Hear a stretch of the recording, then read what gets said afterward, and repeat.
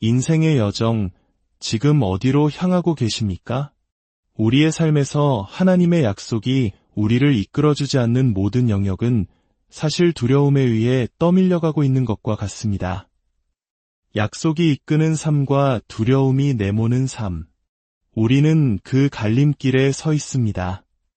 주님께서 우리에게 약속의 말씀을 주실 때 그분은 단순히 미래에 대한 좋은 소식을 전해주시는 것이 아닙니다. 그분은 우리의 미래 속으로 친히 들어가셔서 우리가 그곳에 도달하기 위해 반드시 필요한 바로 그 말씀을 가지고 현재의 우리에게 돌아오십니다. 이 귀한 하나님의 지혜가 더 많은 영혼에게 닿을 수 있도록 지금 이 말씀을 나누고 채널을 구독해 주십시오. 여러분의 작은 행동이 누군가에게는 약속의 땅으로 향하는 첫걸음이 될 수 있습니다. 주님의 이름으로 축복합니다.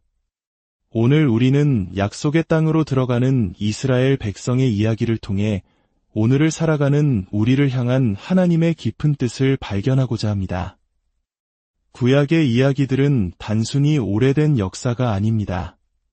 사도 바울이 로마서에서 말했듯이 무엇이든지 전에 기록된 바는 우리의 교훈을 위하여 기록된 것이니 라고 했습니다. 구약은 복음의 깊은 뿌리이며 그 속에는 우리의 영혼을 살찌우는 귀한 양식이 가득합니다. 민수기 13장에 기록된 이야기를 함께 살펴보겠습니다. 모세는 하나님의 명령에 따라 이스라엘의 각 지파에서 한 명씩 총 12명의 지도자를 뽑았습니다.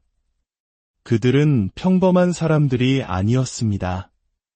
각 지파에서 가장 존경받고 신뢰받는 지도자들이었습니다. 그들의 임무는 하나님께서 주시기로 약속하신 땅, 가나안 땅을 미리 정탐하고 돌아오는 것이었습니다. 이 이야기는 참으로 기이하게 느껴집니다.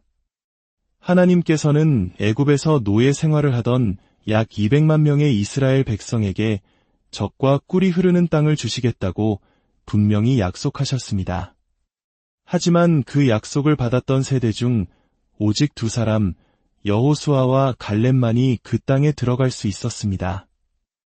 200만 명 중 단 두 사람이었습니다. 어떤 사람들은 이렇게 말할지도 모릅니다. 하나님께서 약속하셨다면 그냥 저절로 이루어지는 것 아닌가요? 하지만 성경은 그렇게 말하지 않습니다. 하나님의 약속은 반드시 성취되지만 그 약속이 우리의 잠재력을 온전히 꽃피우게 할 의무까지 지는 것은 아닙니다. 하나님의 말씀은 우리를 향한 초청장과 같습니다. 운명을 향해 발걸음을 내딛고 주님과 함께 일어서라는 거룩한 부르심입니다.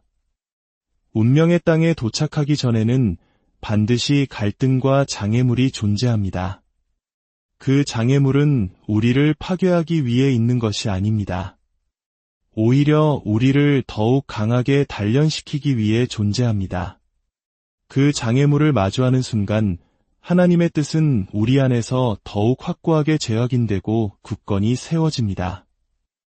우리의 신앙 여정은 처음부터 하나님과 함께 일하는 동역의 여정이었습니다.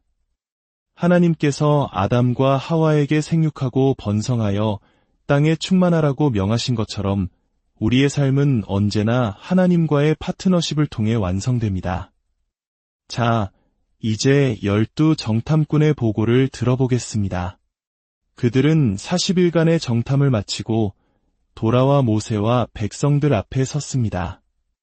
당신이 우리를 보낸 땅에 가보니 과연 그 땅에 젖과 꿀이 흐르고 이것은 그 땅의 열매입니다. 그들이 가져온 포도송이는 너무나 커서 두 사람이 막대기에 꿰어 메고 와야 할 정도였습니다. 하나님의 약속이 사실임을 증명하는 명백한 증거였습니다. 하지만 그들의 보고는 여기서 끝나지 않았습니다. 그러나 그 땅 거주민은 강하고 성읍은 견고하고 힘이 클 뿐 아니라 거기서 아낙 자손을 보았습니다. 그들은 거인족입니다. 그들의 보고는 계속되었습니다. 아말렉 족속, 헷 족속, 여부스 족속, 아모리 족속, 가나안 땅은 강력한 민족들로 가득 차 있다는 것이었습니다. 백성들의 마음속에 두려움의 그림자가 드리워지기 시작했습니다. 바로 그때 갈렙이 나서서 백성을 조용히 시키며 외쳤습니다. 우리가 곧 올라가서 그 땅을 취하자 능히 이기리라. 갈렙의 외침 속에서 우리는 중요한 교훈을 발견합니다. 곧 올라가서 즉각적인 순종입니다. 우리 역시 주님의 뜻에 순종하면서도 그 순종을 미루는 경우가 얼마나 많습니까? 지체된 순종은 순종 그 자체에 담긴 하나님의 능력을 감소시킵니다. 주님의 뜻을 인간적인 이성으로 분석하고 토론하고 평가하며 시간을 지체할 때 우리는 순종의 열매를 온전히 거둘 수 없습니다. 갈렙은 즉각적인 행동을 통해 이스라엘이 위대한 승리를 맛보기를 원했던 것입니다. 하지만 나머지 10명의 정탐꾼들은 달랐습니다. 그들은 이렇게 말했습니다. 우리는 능히 올라가서 그 백성을 치지 못하리라. 그들은 우리보다 강하니라. 그리고 그들은 정탐한 땅에 대해 악평을 퍼뜨리기 시작했습니다. 그 땅은 거주민을 삼키는 땅이요. 거기서 본 모든 백성은 신장이 장대한 자들이며 거인족인 아낙 자손을 보았나니 우리는 스스로 보기에도 메뚜기 같으니 그들이 보기에도 그와 같았을 것이니라. 이 10명의 보고가 왜 그토록 치명적이었을까요? 이스라엘 백성들의 눈에 그들의 보고는 합리적으로 보였기 때문입니다. 그들은 사실에 근거했습니다. 거인들이 있었고 성벽은 높았습니다. 하지만 그것은 진리가 아니었습니다. 두려움은 언제나 사실에 근거하지만 진리를 보지 못하게 만듭니다. 10명의 부정적인 보고는 단순한 의견이 아니었습니다. 그것은 불신앙의 씨앗이었고 두려움이라는 전염병이었습니다. 순식간에 온 백성에게 퍼져나가 그들의 마음에서 용기와 믿음을 빼앗아갔습니다. 그들의 말은 스스로를 성취하는 예언이 되어 한 세대 전체를 약속의 땅에서 멀어지게 만들었습니다. 우리가 사는 이 시대도 마찬가지입니다. 사탄은 우리에게 끊임없이 부정적인 소식과 나쁜 보고를 쏟아부어 우리를 승리자가 아닌 희생자로 느끼게 만듭니다. 우리의 운명을 향해 나아가지 못하도록 막는 가장 효과적인 방법은 바로 우리의 입에서 나오는 말, 우리의 생각을 지배하는 부정적인 보고서입니다. 사도 바울은 디모데에게 이렇게 권면했습니다. 내게 주어진 예언의 말씀을 따라 그것으로 선한 싸움을 싸우라. 지금 우리가 서 있는 곳에서 우리가 가야 할 곳 사이에는 영적 싸움이 있습니다. 그리고 그 싸움을 이기기 위해 우리에게 필요한 무기는 바로 하나님께서 우리에게 주신 약속의 말씀입니다. 그렇다면 우리는 그 말씀을 어떻게 무기로 사용해야 할까요? 바로 선포하는 것입니다. 우리의 입으로 하나님의 약속을 말하는 것입니다. 예수님께서 단 하나의 기적도 행하시기 전에 사람들 앞에 서서 이렇게 선포하셨던 것을 기억하십니까? 주의 성령이 내게 임하셨으니 이는 가난한 자에게 복음을 전하게 하시려고 내게 기름을 부으시고 나를 보내사 포로된 자에게 자유를, 눈먼 자에게 다시 보게 함을 전파하며 예수님은 자신이 행할 일들을 먼저 입으로 선포하셨습니다. 우리의 말은 우리가 나아갈 방향을 예고합니다. 만일 하나님께서 우리의 찬양 속에 거하신다면 우리의 불평 속에는 누가 거하겠습니까? 말은 영적인 임재를 끌어당깁니다. 우리는 우리의 말을 통해 어떤 임재를 우리 삶에 초대할지 결정합니다. 10명의 정탐꾼은 그들의 말로 두려움과 절망의 영을 이스라엘 진영으로 끌어들였고 결국 한 나라 전체의 마음을 무너뜨렸습니다. 우리가 영적인 갈등과 전쟁을 하나님의 관점으로 볼 수 있다면 우리는 놀라운 사실을 발견하게 됩니다. 우리를 강하게 하는 영적인 양식은 바로 그 싸움터 한가운데에 있다는 것입니다. 구약의 삼손 이야기를 떠올려 보십시오. 그가 사자의 공격을 받았을 때 하나님의 영이 그에게 임하여 맨손으로 사자를 찢어 죽였습니다. 그리고 얼마 후 그가 죽은 사자의 주검 곁을 지나갈 때 그 안에 꿀이 가득한 것을 발견했습니다. 그가 물리친 원수의 죽은 몸 안에서 그는 자신을 강하게 하는 꿀을 발견했습니다. 어떤 사람들은 단지 싸움을 피하고 있기 때문에 영적인 양식과 힘을 공급받지 못하고 있습니다. 다윗은 시편 23편에서 이렇게 노래했습니다. 주께서 내 원수의 목전에서 내게 상을 차려주시고 그렇습니다. 영적인 양식이 가득한 잔치상은 바로 원수와의 대치 상황, 그 영적 갈등의 현장에 차려집니다. 우리를 두렵게 하는 저 거인들, 우리를 약속의 땅에서 멀어지게 하려는 저 장애물들이 바로 우리를 위한 양식이 될 것이라고 여호수아와 갈렙은 선포했습니다. 우리가 하나님의 말씀에 예라고 순종하며 나아갈 때 그 싸움의 과정 속에서 우리는 이전보다 더욱 강하게 세워집니다. 불평과 비판은 두려움이 말하는 방식입니다. 그리고 그것은 감사하는 마음과 결코 공존할 수 없습니다. 감사하는 마음은 우리를 나는 당연히 이것을 누릴 자격이 있어라고 생각하는 교만한 마음, 즉 특권의식으로부터 우리를 지켜주는 강력한 방패입니다. 특권의식은 우리 사회에 깊이 뿌리내린 견고한 진과 같습니다. 우리는 다른 사람의 특권의식은 쉽게 발견하지만 우리 안에 있는 모습은 잘 보지 못합니다. 내가 마땅히 받아야 할 것을 받지 못했다고 느낄 때 불평과 분노, 원망과 비난이 싹트기 시작합니다. 이러한 불평은 불신앙의 불길에 부채질을 하는 것과 같습니다. 진정한 믿음과 불평은 한 마음에 함께 머물 수 없습니다. 만약 당신이 신뢰하는 한 부자가 어느 날 당신에게 와서 내가 당신에게 다음 주 금요일에 1억 원을 주겠소 라고 약속했다면 당신은 금요일까지 기다렸다가 기뻐하겠습니까? 아닐 것입니다. 당신은 그 말을 듣는 순간부터 기뻐하기 시작할 것입니다. 왜냐하면 그 약속이 이미 이루어진 것이나 다름없다고 믿기 때문입니다. 거짓말하실 수 없는 하나님께서 모든 것이 합력하여 선을 이루느니라 고 약속하셨을 때 우리의 기쁨은 언제 시작되어야 할까요? 만일 우리에게 진정한 믿음이 있다면 그 말씀을 듣는 바로 그 순간부터 기쁨은 시작되어야 합니다. 하나님께서는 이스라엘 백성을 40년간 광야에서 훈련시키셨습니다. 그들을 낮추시고 시험하시고 굶주리게도 하시고 그들이 알지 못하던 만나를 먹이셨습니다. 이는 사람이 떡으로만 사는 것이 아니요 하나님의 입에서 나오는 모든 말씀으로 사는 주를 알게 하려 하심이었습니다. 결핍의 자리는 우리를 만나 자체에 대한 신뢰가 아닌 말씀을 주시는 하나님을 신뢰하도록 이끕니다.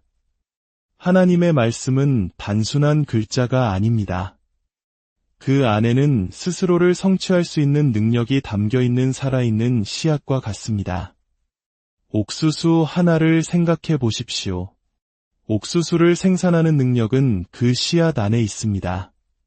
물론 흙과 물과 햇빛이 필요하지만 근본적인 능력은 씨앗 자체에 있습니다.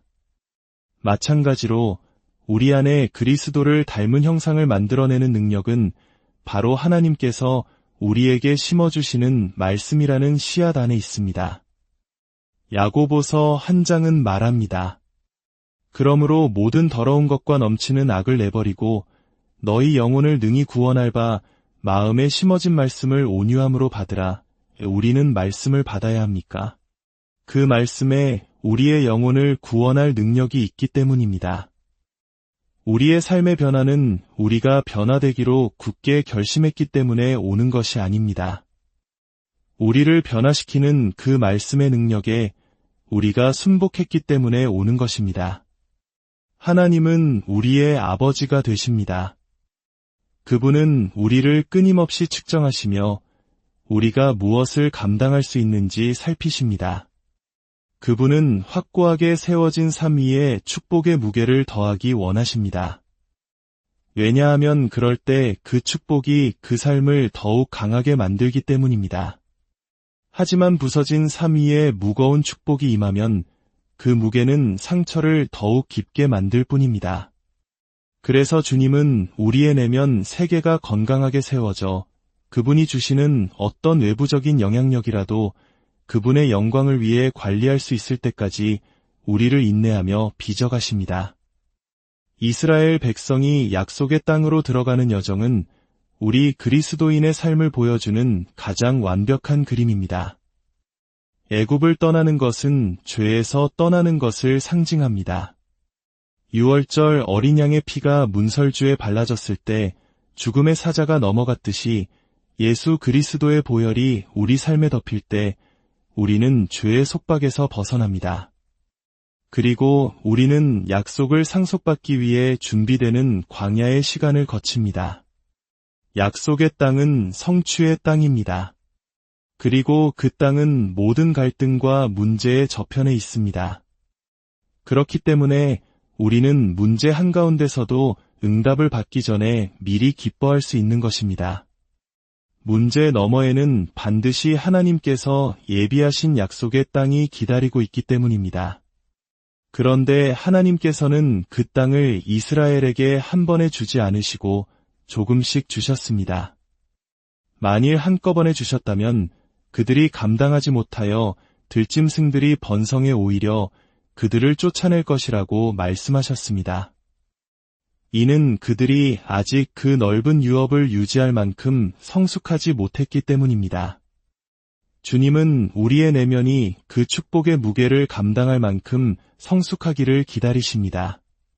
우리의 진정한 유업, 진정한 기업은 무엇일까요? 시편 기자는 고백합니다. 여호와는 나의 산업과 나의 잔의 소득이시니 이스라엘의 12지파 중 레위 지파는 땅을 기업으로 받지 않았습니다. 그들의 기업은 바로 하나님 자신이었습니다. 신약 시대를 살아가는 모든 성도는 왕같은 제사장입니다. 그리고 우리의 기업 역시 바로 하나님이십니다.